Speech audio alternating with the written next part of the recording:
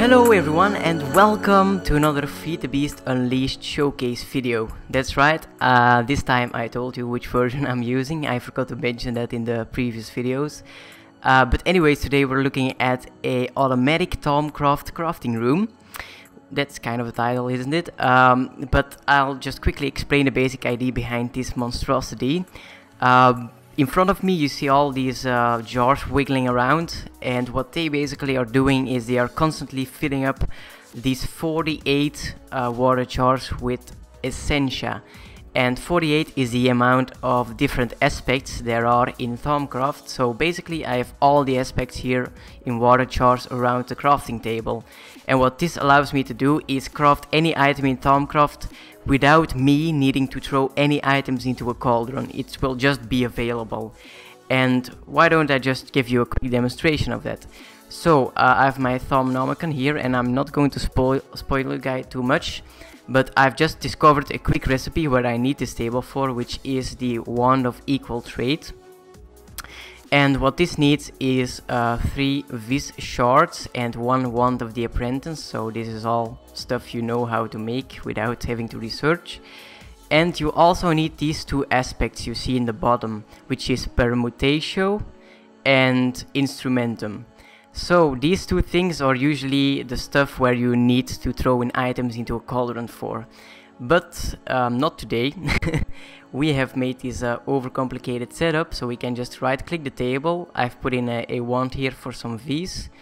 We'll put in the crafting recipe, some of the shards, and as you can see, these 2 aspects are actually colored, so that basically means they are already there. So we don't need to throw anything in. We can just pull out the wand of equal trade, and we can just repeat this as many times as we want.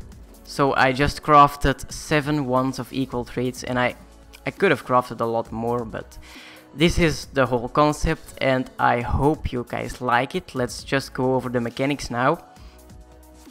So this is obviously the end of the whole circuit. The first thing actually that I'm going to show you is this AE system. This is basically the storage I use for this whole system. You need to supply this with a little bit of power. I'm using a overkill ultimate hybrid solar panel now. But you basically have this little terminal here where we can see all the items, and as you can see I cheated a bit. I don't have all the aspects in there because I didn't really feel like setting up the whole system, but it does work, trust me.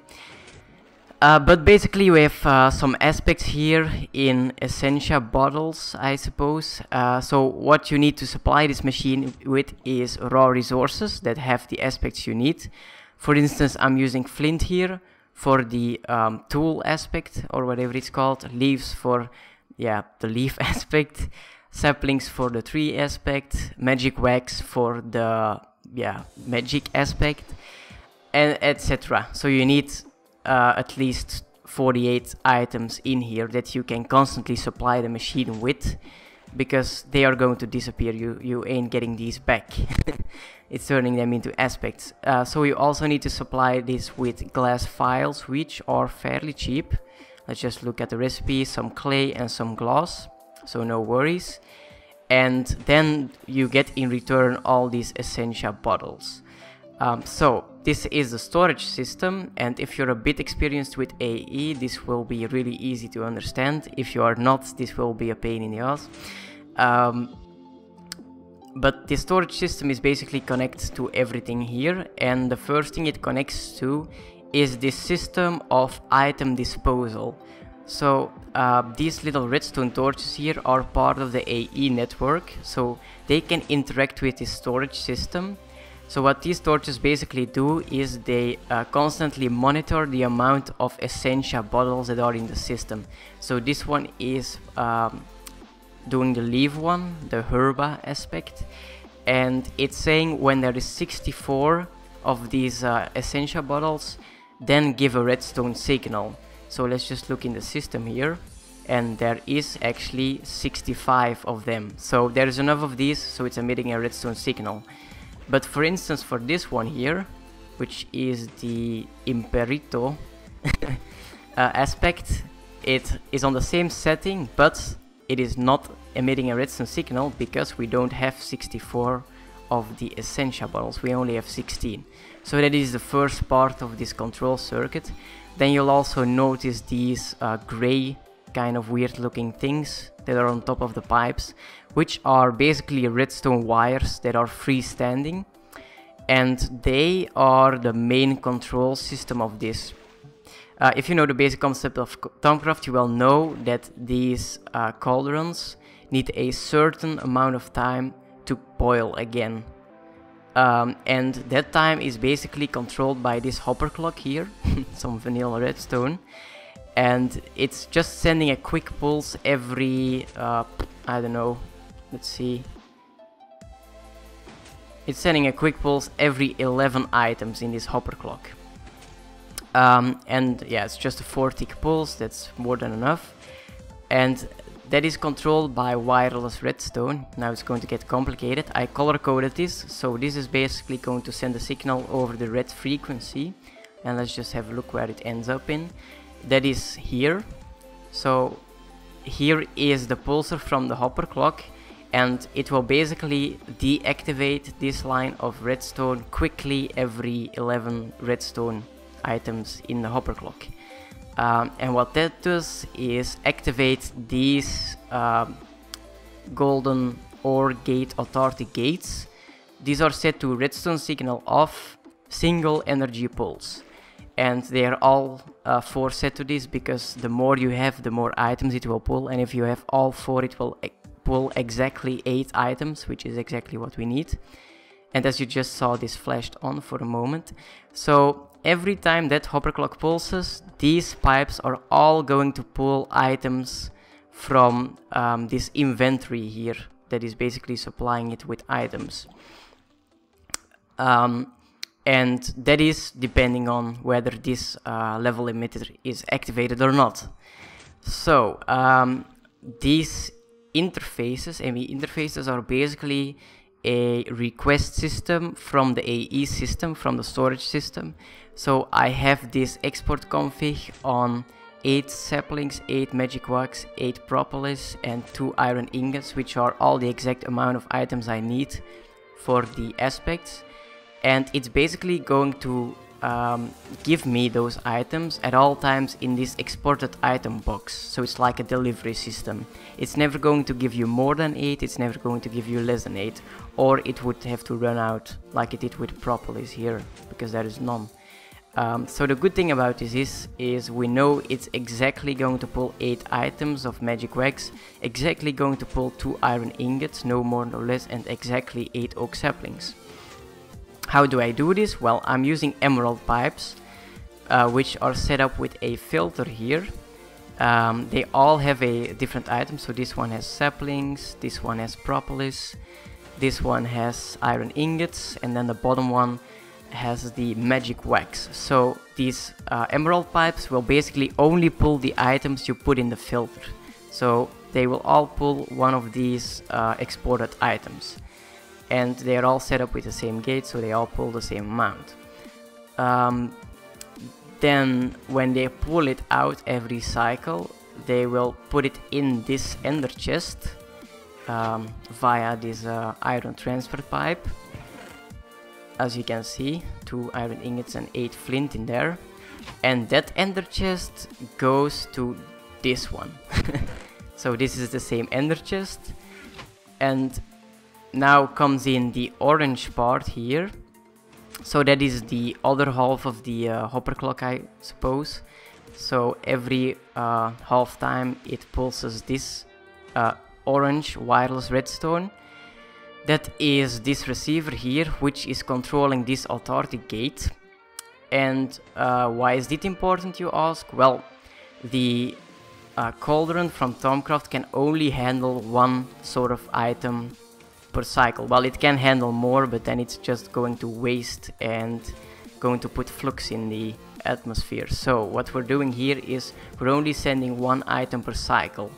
So only 1 item per time this cauldron is boiling. And yeah, that is pretty much it. The authority gate is on the same setting as all the other ones. And then we also have a comparator here, that is monitoring this chest, and that is basically an overflow protection. We don't really want to constantly pull these items, as it's just going to stack up, because like I said, it's only going to process one item type at a second, like at a cycle. So if we have 3 aspects missing, it's obviously going to send 3 different types of items to this ender chest, and we can only handle 1 in the same time. So we're just going to stack up of the 2 other item types while 1 is being processed, and this comparator is basically doing the exact opposite. It's sending a redstone signal in this frequency here, 200 frequency, which is yellow, and let's see where that is going. Oh, it's going to the same one as the hopper clock control circuit. So this is basically an override over the hopper control circuit.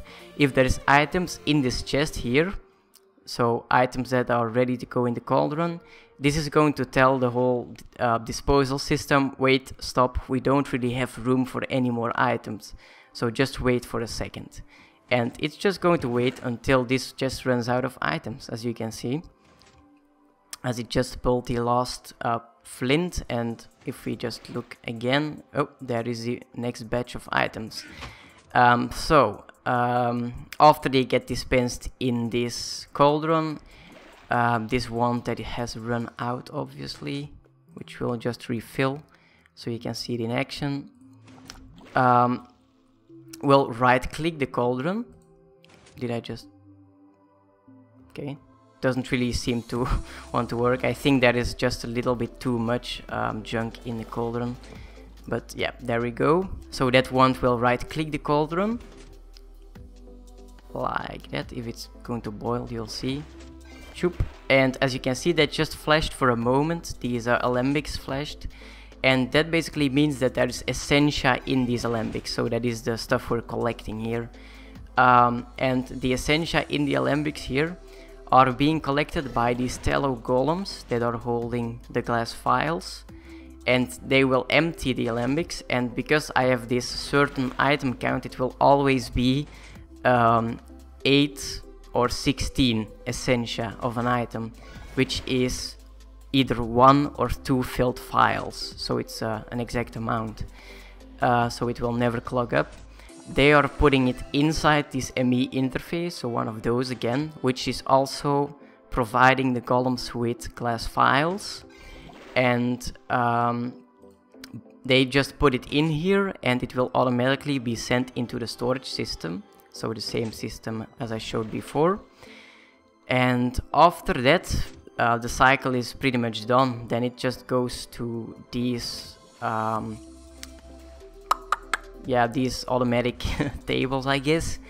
And the way I'm doing this is just with a basic export bus that is exporting all the different kinds of Essentia.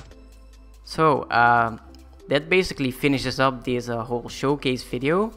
I just quickly wanted to mention that I'm not doing a tutorial on this, as it is way too complicated, but I suppose if you're if you know all these mods for a little bit, you will probably be able to replicate it for yourself. But the thing I really wanted to mention is I really want you guys to give me some challenges, maybe some suggestions for further Feed the Beast showcase videos, because I really enjoy designing these really complicated setups for doing something useful. But the problem usually is that I haven't really got a lot of ideas, but I suppose you guys are full of ideas, so please be sure to leave some in the comments below, and I will see you guys in the next video.